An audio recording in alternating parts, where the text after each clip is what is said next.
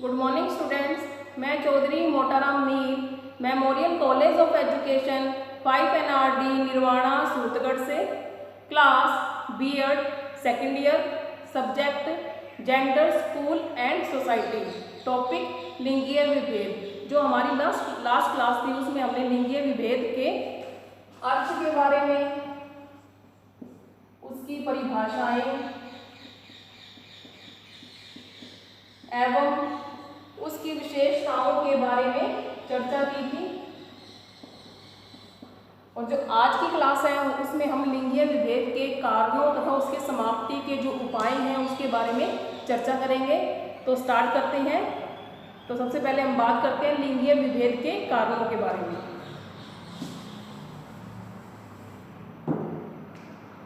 लिंगीय विभेद के कारण, जो लिंगीय विभेद का जो फर्स्ट कारण है वो है मान्यताएं एवं परंपराएं। जो फर्स्ट पॉइंट है इसके अंतर्गत वो है मान्यताएं एवं परंपराएं।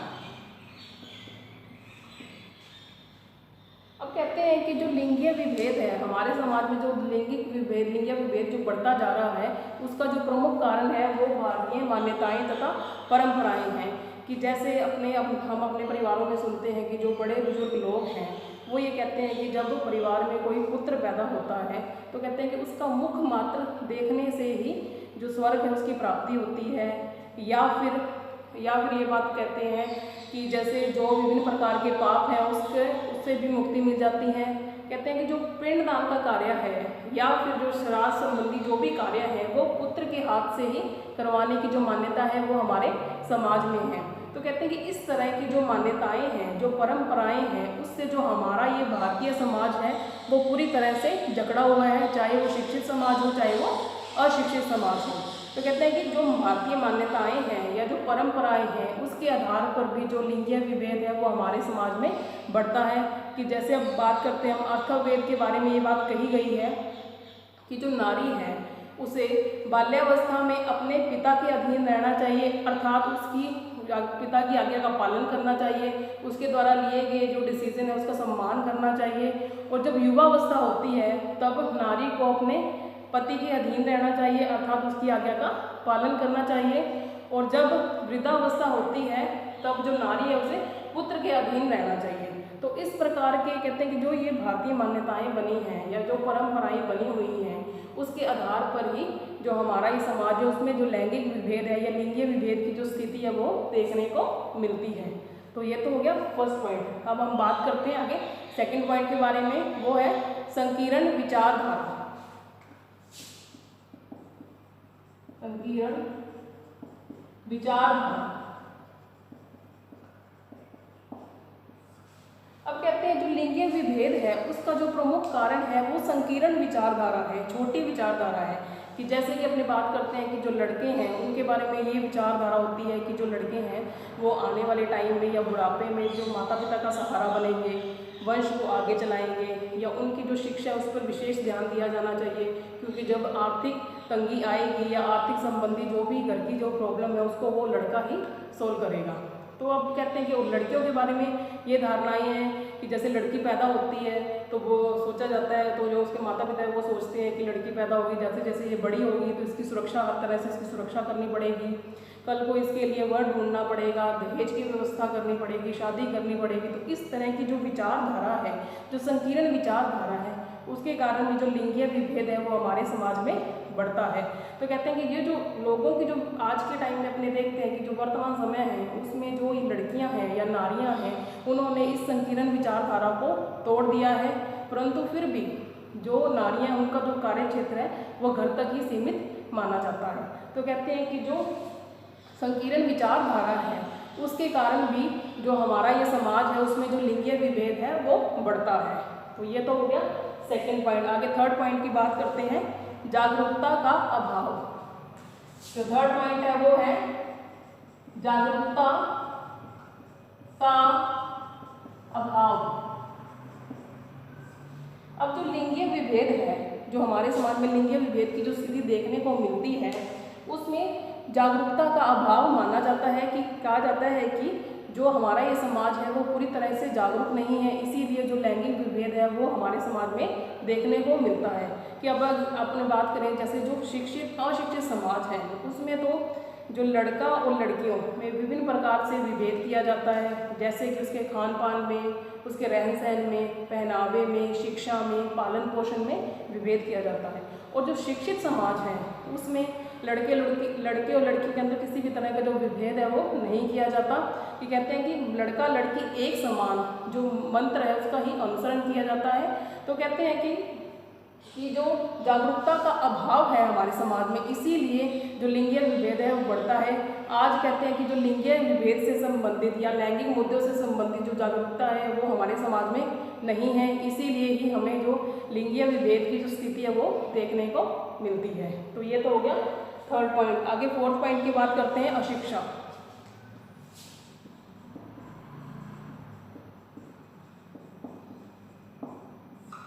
कहते हैं कि जो लिंगीय विभेद है उसमें अशिक्षा की भी एक महत्वपूर्ण भूमिका रहती है। कि जैसे जो अशिक्षित समाज है या व्यक्ति हैं वो हमेशा ही पुत्र और पुत्री के अंदर विभेद करते हैं। हर तरह से जो विभेद है उसके किया जाता है, उसका जो पालन पोषण है उसमें विभेद किया जाता है। तो कहते हैं कि जो अशिक्षित समाज है उसमें तो जो भी मान्यताएं चली आ रही हैं, जो भी परंपराएं पीछे से चली जा रही हैं उसका अनुसरण किया जाता है, उसके संबंध में कोई भी सोच विचार जो है वो नहीं किया जाता। और जो शिक्षित समाज है उसमें जो पुत्र और पुत्री के अंदर किसी भी प्रकार का जो विभेद है वो नहीं किया जाता। विभेद इसलिए नहीं किया जाता क्योंकि वो शिक्षित समाज है। अगर जब बंदा कोई शिक्षित होता है, कोई व्यक्ति शिक्षित होता है तो वो समझने लगता है कि जो आज के टाइम में जो लड़कियां जो काम लड़के जो काम कर सकते हैं वो लड़कियां भी कर सकती हैं। तो कहते हैं कि वो ये सोचने लगता है कि अगर जो ये हमारा समाज है उसमें अगर स्त्रियां नहीं होंगी, लड़कियां नहीं होंगी तो बेटी बहन और पत्नी का जो अस्तित्व है वो भी नहीं रहेगा। तो कहते हैं शिक्षा के द्वारा ही जो लैंगिक विभेद है उसको दूर किया जा सकता है।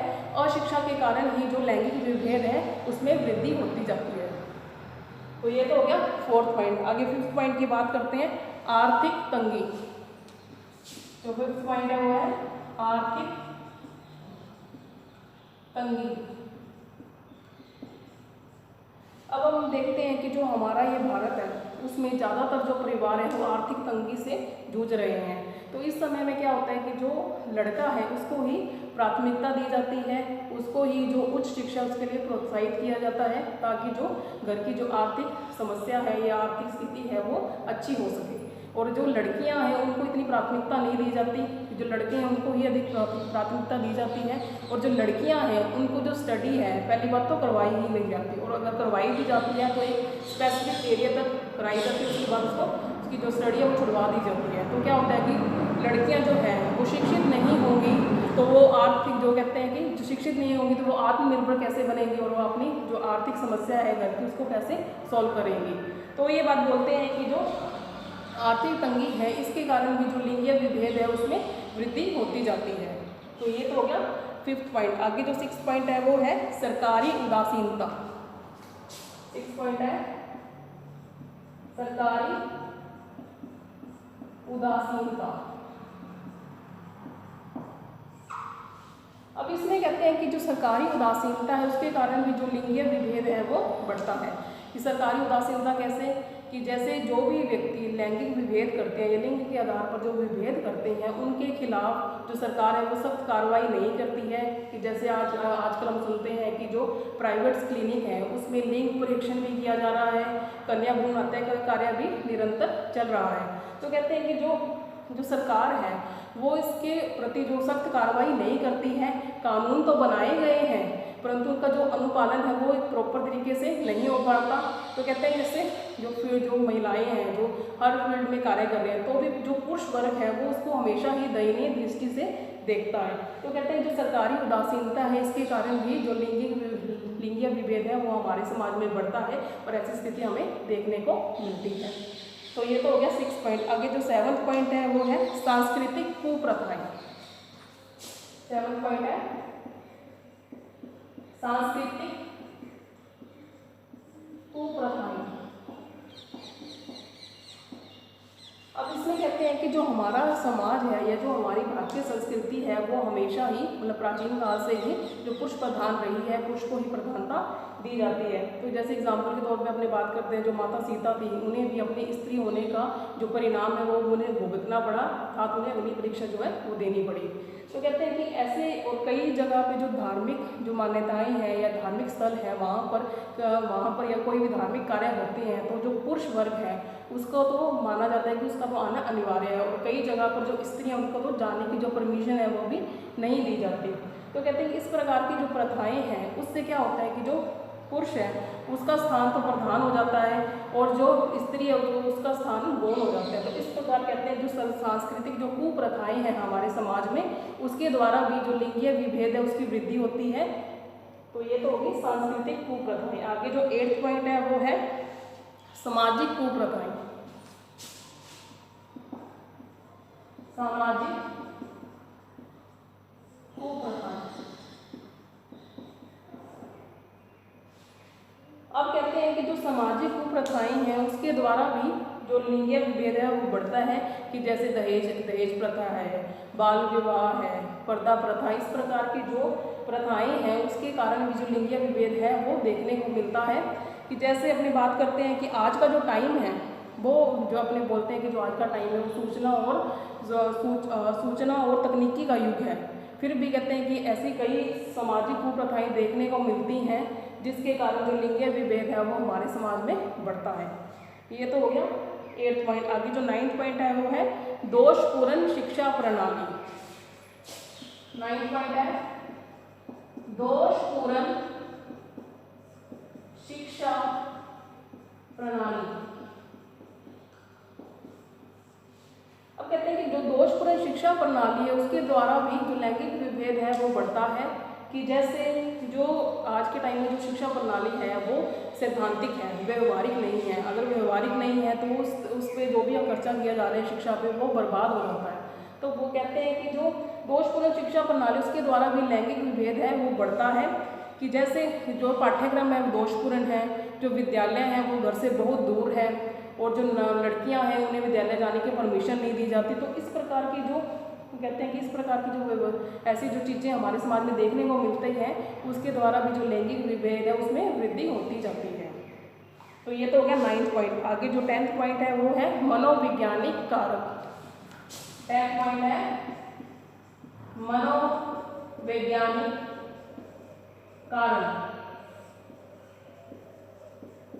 अब कहते हैं जो मनोवैज्ञानिक कारण है उसकी भी लिंगीय विभेद में एक महत्वपूर्ण भूमिका होती है। कि जैसे जो शुरू से ही जो नारियां हैं, लड़कियां हैं, उनके मन में ये बात डाल दी जाती है या उसके मस्तिष्क में ये बात डाल दी जाती है कि उसे जो पुरुष वर्ग है वो हमेशा ही श्रेष्ठ है और जो नारी वर्ग है उसे हमेशा ही निम्न, पुरुष वर्ग को हमेशा ही जो हमारा ही समाज है वो उच्च समझता है और नारी वर्ग को निम्न समझता है। और जो हस्बैंड जैसे जो पत्नियां हैं उनको बताया जाता है कि उसे हमेशा ही अपनी पति की आज्ञा का पालन करना चाहिए, अगर वो ऐसा नहीं करेंगी तो उसे नरक की प्राप्ति होगी। इस प्रकार की जो धारणाएं बना दी जाती हैं, जो उनके मन में डाल दी जाती है, तो उससे भी जो लैंगिक विभेद है वो बढ़ता है। कि कहते हैं कि लड़कियों को हमेशा ही शुरू से कह दिया जाता है कि समाज में उन महिलाओं का ही सम्मान किया जाता है जिनके साथ कोई पुरुष है या उसका पति रहता हो उसके साथ। तो कहते हैं कि पति के बिना जो पत्नी है उसका कोई भी अस्तित्व नहीं होता। इस प्रकार के जो मनोवैज्ञानिक कारण है जो शुरू से ही उसके मन में डाल दिए जाते हैं, तो उससे के कारण भी जो लिंगीय विभेद है उसकी स्थिति हमें देखने को मिलती है। तो ये तो हो गए इसके लिंगीय विभेद के कारण। अब आगे हम बात करते हैं लिंगीय विभेद की समाप्ति के उपाय।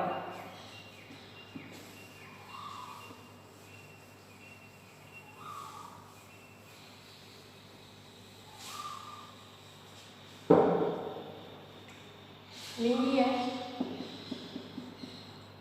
विभेदों के समाप्ति के उपाय।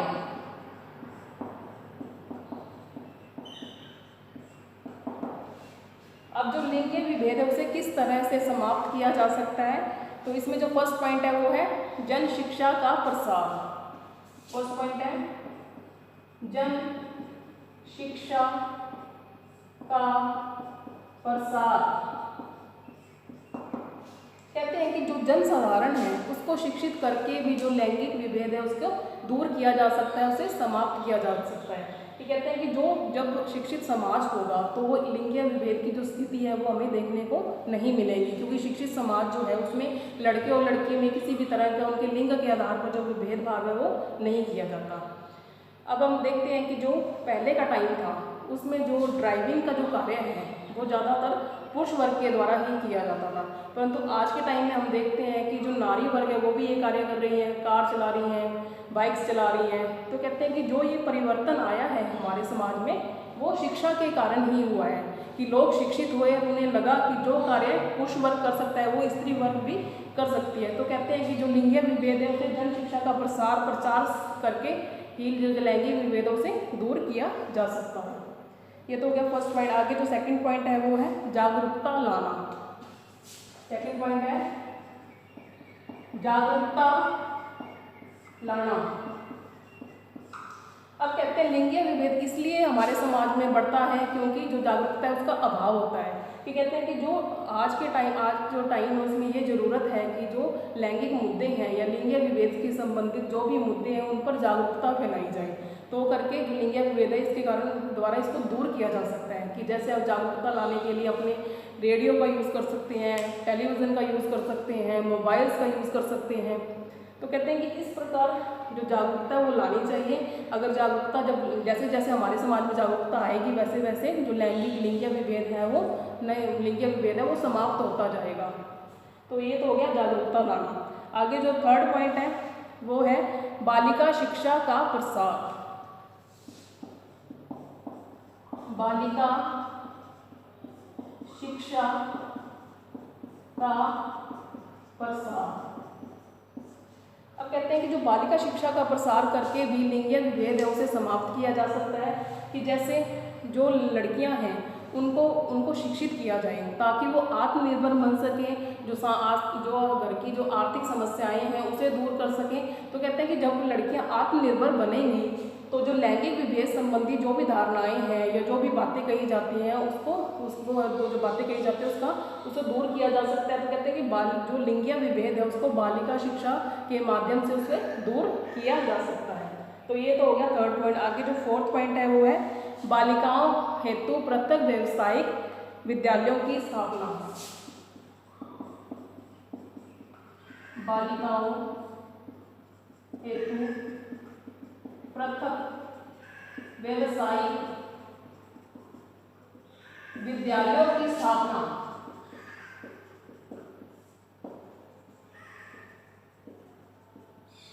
अब इसमें कहते हैं कि जो बालिका हैं उनके लिए एक जो पृथक विद्यालय व्यावसायिक जो विद्यालय उसकी स्थापना की जाए जिससे जो लैंगिक विभेद से दूर किया जा सकता है। कि जैसे जो लड़कियां हैं वो शिक्षित होंगी तो वो अपना आत्मविकास कर पाएंगी, हर तरह से वो कार्य कर पाएंगी, हर तरह से वो योग्य बन पाएंगी।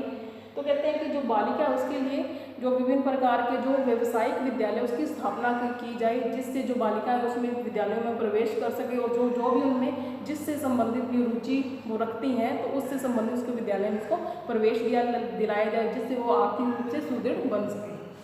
तो ये तो हो गया फोर्थ पॉइंट। आगे जो फिफ्थ पॉइंट है वो है सामाजिक कुप्रथाओं पर रोक।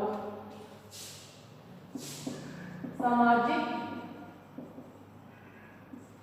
कुप्रथाओं पर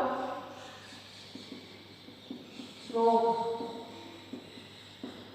अब कहते हैं कि जो सामाजिक कुप्रथाएं हैं उसके द्वारा जो उस पर रोक लगानी चाहिए, क्योंकि उस पर रोक नहीं लगाई जाती तो जो ये मान्यताएं हैं वो महिलाओं को शारीरिक तथा मानसिक रूप से इफेक्ट करती हैं। तो करके कहा जाता है कि जो सामाजिक कुप्रथाएं हैं उन पर रोक लगानी चाहिए। जैसे जो बाल विवाह है, जैसे जो विधवा विवाह निषेध है, इस प्रकार की जो भी कन्या भ्रूण हत्या है या दहेज प्रथा, इस पर रोक लगाना चाहिए। इस पर रोक लगाएंगे तो जो लिंगीय विभेद की जो स्थिति है वो देखने को नहीं मिलेगी। तो इसमें कहते हैं कि जो शारदा एक्ट है जिसके द्वारा जो बाल विवाह है उस पर रोक लगाया गया है। और ये बात हमने सभी जानते हैं कि जो राजा राम मोहन राय थे उन्होंने सती प्रथा का विरोध किया, उनका समापन किया है। तो कहते हैं कि जो रोक लगाया गया है इससे क्या है, जो हमारा ये समाज है उसमें जो महिलाओं की जो स्थिति है उसमें सुधार हुआ है। तो कहते हैं कि जो सामाजिक कुप्रथाओं पर अपने रोक लगा के भी लिंगीय विभेद है उसे दूर कर सकते हैं। ये तो हो गया फिफ्थ पॉइंट। आगे जो सिक्स पॉइंट है वो है सामाजिक परंपराएं एवं मान्यताओं पर आधार। सामाजिक परंपराओं एवं मान्यताओं पर आना। इसमें कहते हैं कि जो हमारे समाज में जो मान्यताएं जो परंपराएं बनी हुई हैं उसको खत्म करना चाहिए। कि जैसे अपने देखते हैं कि आज के टाइम में जो दहेज प्रथा है उस पर पूरी तरह से रोक लगा दिया गया है। तो कहते हैं कि इस तरह जो गलत प्रथाएं हैं उन पर रोक लगाना चाहिए। इन पर रोक लगाएंगे तो जो लिंगीय विभेद है, जो महिला व पुरुष में जो लिंग के आधार पर जो भी उनका भेदभाव किया जाता है तो वो हमारे समाज में नहीं होगा। तो कहते हैं कि जो गलत परंपराएं हैं या धारणाएं हैं उन्हें समाप्त करना चाहिए, जिससे कि जो लैंगिक विभेद है वो ना हो। ये तो हो गया 6 पॉइंट। आगे जो 7वां पॉइंट है वो है सुरक्षात्मक आवरण। सुरक्षात्मक आवरण वातावरण कहते हैं कि जो सुरक्षात्मक वातावरण भी बनाकर हम जो लैंगिक विभेद है उसे समाप्त कर सकते हैं। कि जैसे घर में जब लड़की पैदा होती है तो जो पेरेंट्स उसको हमेशा ये टेंशन होती है कि जैसे जैसे इसकी आयु बढ़ती जाएगी इसको हर तरह से इसकी सुरक्षा करनी पड़ेगी। और कहते हैं कि आज के टाइम में जो हमारा ये समाज है पूरी तरह से जो लड़कियां उनके लिए सुरक्षित नहीं समझा जाता। सुरक्षित इसलिए नहीं समझा जाता क्योंकि अगर हम देखते हैं कि रास्ते में अगर किसी लड़की के साथ कोई छेड़खानी कर रहा है तो लोग क्या करते हैं, चुपचाप सीधे अपने रास्ते में निकल जाते हैं। वो सोचते नहीं हैं कि हमें इसका विरोध करना चाहिए। कल को हमारे घर पे भी हमारी जो बहू बेटियां उनके साथ भी ऐसा हो सकता है। तो कहते हैं कि जो सुरक्षा वातावरण बनाना है उसमें पुलिस और प्रशासन को तो अपना कार्य करना ही है। तो हमें भी जो सुरक्षात्मक आवरण है वो तैयार करना चाहिए। जो बहू बेटियाँ हैं वो खुलकर जो अपने विचार व्यक्त कर सकें, खुलकर कहीं भी आ जा सकें। तो कहते हैं कि जो सुरक्षात्मक जब वातावरण तैयार कर दिया जाएगा तो जो लिंगीय विभेद है उसकी स्थिति जो हमें है देखने को नहीं मिलेगी। तो ये तो हो गया सुरक्षात्मक आवरण। जो नेक्स्ट पॉइंट है वो है संवैधानिक उपचार।